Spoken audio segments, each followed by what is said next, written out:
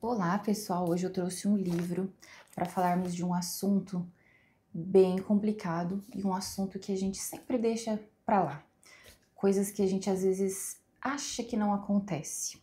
O livro é do C.S. Lewis, maravilhoso, chama Cartas de um Diabo para Seu Aprendiz.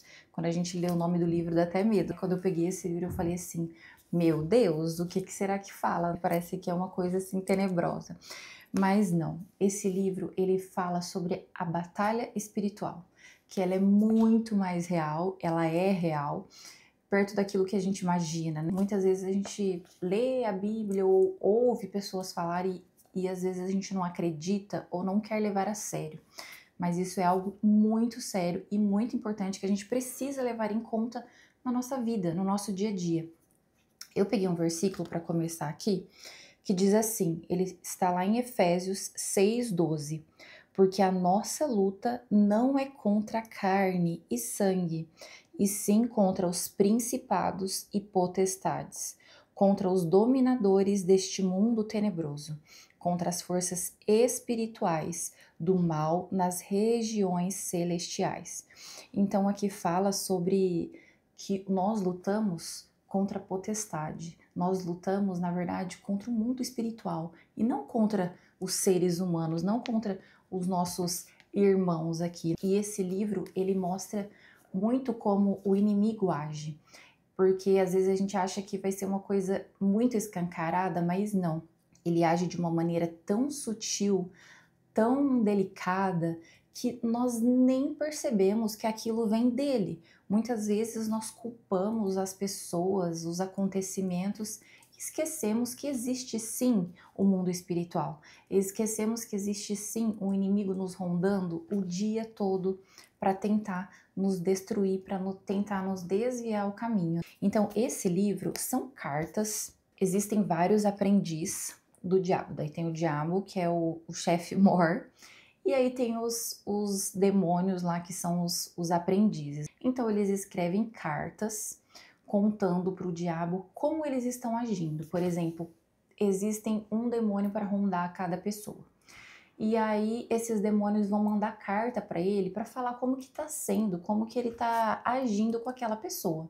Então ele vai contando, por exemplo, ele manda uma carta, olha, o meu paciente, ele está assim, assim, assim. Então, o livro é inteiro de cartas, ele mandando e contando. Por exemplo, o meu aqui rondando, Deus o livre, falando, olha, a casa da Emeline tá desse jeito, eu preciso agir dessa forma com ela, eu já percebi que ela fica chateada quando alguém faz isso, então eu tento cutucar aquela pessoa para ela ficar chateando ela, para ela ficar chateada, para ela esquecer do propósito. Então, assim, são cartas contando de pessoas, de pessoas, de pessoas. Gente, é muito legal. Como que ele age na vida e a gente nem percebe. Por exemplo, tem uma carta aqui que ele fala sobre igreja. Ele tá com um paciente dele, a pessoa que ele tá ali cuidando, e aí ele conta, falando, ele tá indo na igreja e eu estou tentando tirar o foco dele. Então, o que eu faço? Quando ele está na igreja, eu não deixo ele prestar atenção na palavra que está sendo dita. Eu tento fazer ele olhar para a roupa da pessoa do lado, eu tento fazer ele lembrar que aquela pessoa que está sentada no banco da frente, a hora que sai da igreja faz coisa errada. Então eu tento desviar o foco dele para ele não prestar atenção no que ele deveria estar prestando atenção. E isso é uma coisa que acontece muito real. As pessoas hoje em dia, elas vão na igreja, ou muitas pessoas às vezes nem vão na igreja porque falam assim, olha lá fulano, tá fazendo tal coisa, tá lá pra quê? E olha lá fulano, olha isso. Ou se não, tá lá na igreja e falando mal do amigo do lado. Então, você fica olhando isso e falando, meu Deus, tipo, é estratégia do inimigo para simplesmente nos desviar do foco. Porque o que ele quer o tempo inteiro é que nós desviamos de ter uma vida real com Deus. Uma vida de estarmos na presença o tempo inteiro com Deus. Então, sutilmente, ele lança coisas em nós para que a gente desvie desse foco. Tem uma outra carta que ele fala sobre, mora um rapaz com a mãe. Ele é solteiro, ele mora com a mãe, e aí ele contando aqui o que ele faz para poder deixar o rapaz estressado. Ele falou assim, olha, sabe o que eu descobri?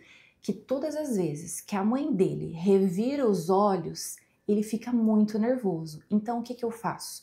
Eu faço ela sempre lembrar daquela atitude de revirar os olhos para que ele fique nervoso. Gente, quando eu leio essas coisas aqui, eu fico assim, não acredito. Eu não vou deixar acontecer comigo.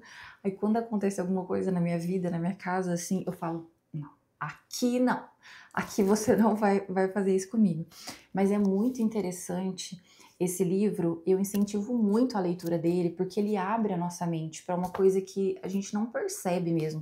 Eu peguei só 2 trechinhos de 2 cartas aqui para ler rapidinho. Ó, uma, ele fala assim: a melhor coisa, sempre que possível, é manter o paciente, eles chamam de paciente aquela pessoa que eles estão cuidando. A melhor coisa, sempre que possível, é manter o paciente longe de qualquer tentativa séria no sentido de qualquer tipo de oração. Isso daqui é muito forte, porque quando fala em orar, ai, tem que orar, tem que falar com Deus, dá aquela preguiça, ai, depois. Então a gente tá sempre empurrando com a barriga essa parte da oração, de estar na presença com Deus mesmo. E aí você vai lendo aqui e vê como ele age. E aí mais pra frente ele tá falando assim: ah, e se ele for orar, fica colocando na mente dele coisas apenas da infância, aquela oração mais simples, aquela oração que ele não engaja, para que ele não pense em coisas tão fortes, para que ele não entre naquela presença.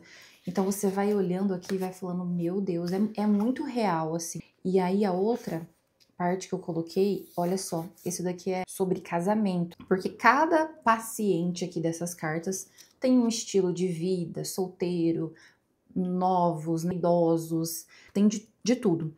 E aí essa daqui é uma que fala sobre o relacionamento entre o homem e a mulher. E aí ele fala assim, ele tá contando sobre a moda, o que que essa moda influencia, a nossa visão, na verdade, a visão dessa pessoa aqui, o que que a moda influencia, o que que ele tem que olhar, o que que ele tem que prestar atenção. E aí ele pega e fala assim, seu objetivo é guiar cada sexo para longe daqueles membros do sexo oposto, com quem eles mais provavelmente contrariam matrimônios úteis espiritualmente, felizes e férteis. Então, assim, é algo que acontece muito hoje em dia. Na verdade, sempre aconteceu, mas tem ficado cada vez mais forte o ser humano não valorizar o matrimônio entre um homem e a mulher, que seria realmente, olha, um matrimônio espiritualmente forte, feliz e fértil. Então aqui, gente, ele vai mostrando inúmeras formas como ele age. Eu fui lendo esse livro aqui e me dando uma raiva que eu ficava assim, meu Deus do céu, tá repreendido, credo, qualquer coisa que eu ver, eu já vou falar, não, aqui não, vou fingir que eu não tô vendo, comigo você não vai dar conta, mas é lógico que muitas vezes coisas tão pequenas a gente acaba que cai, se estressa, sem prestar atenção. Mas é um alerta para a gente abrir a nossa mente, os nossos olhos, para ver coisas tão pequenas que às vezes tiram a gente do eixo.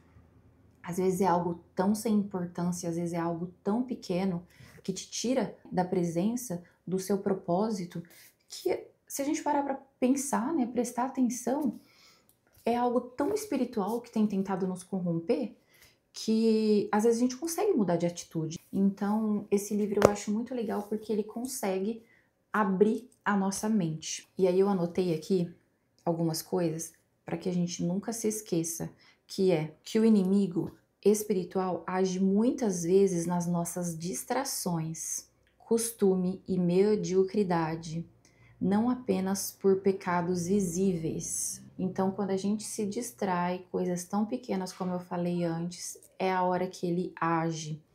Ó, humildade e vigilância são armas essenciais contra a estratégia do mal.